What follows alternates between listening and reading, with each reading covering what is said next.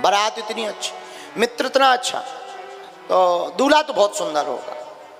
अब आई शंकर जी की बारात, जितने माला लें, शरबत लें, टीका तिलक थाली आरती चंदन मंदन लें, खड़े थे शंकर जी की बारात। दिव्य भूत प्रेत पिशाच बिना मुंह वारे, बड़ी बड़ी लंबे दांत निकाले, मोटी मोटी आंखें, चीख रहे, माला फेंकी, शरबत डालो, दौड़ लगाई सबने, घरन में घुस गए, दरवाजे लगाओ, खिड़की लगाओ, खाट ले आओ, रजाई ले आओ, सब पर रहे।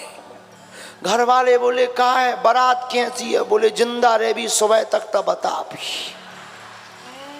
अब तो बताने योग्य नहीं है कि बारात कैसी है, सुबह तक जीवित रहे तो बताएंगे बारात कैसी। घर वाले बोले का भाव? बोले खिड़की ना खोल दियो। एक घर में तो आफत हो गई, घर वाले बोले का भाव? अरे बोले बारात आई जमराज आओ, जम की फौज ले। गांव वाले हैरान। बाद में जब समझाया भाई ऐसा नहीं है, नारद जी ने घर घर बताया ये भूत तो हैं, लेकिन ये शंकर जी के कारण चिपकने वाले नहीं हैं, ये तो चिपकने से बचाने वाले हैं। बारात का स्वागत हुआ, देवताओं का स्वागत हुआ। पार्वती माता की माँ आरती करने आई, आरती होती है। भोले बाबा इतने भोले, कान में गणों ने कहा सासू माँ आई, सासू माँ, सासू माँ। शंकर जी के जान कुछ खाने पीने की चीज है।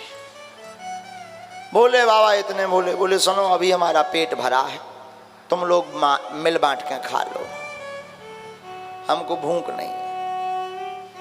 नारद जी ने समझाया सरकार सासू माँ आई तो आरती होगी, बिटिया की माँ आरती करेगी। शंकर जी बोले कर ले। अरे बोले कर कहाँ से ले, सीधे तो बैठो, जो उल्टो पूंछ पकड़े बैठे जो नंदी और कह रहो कि आज पूंछ और उखरी जा रही।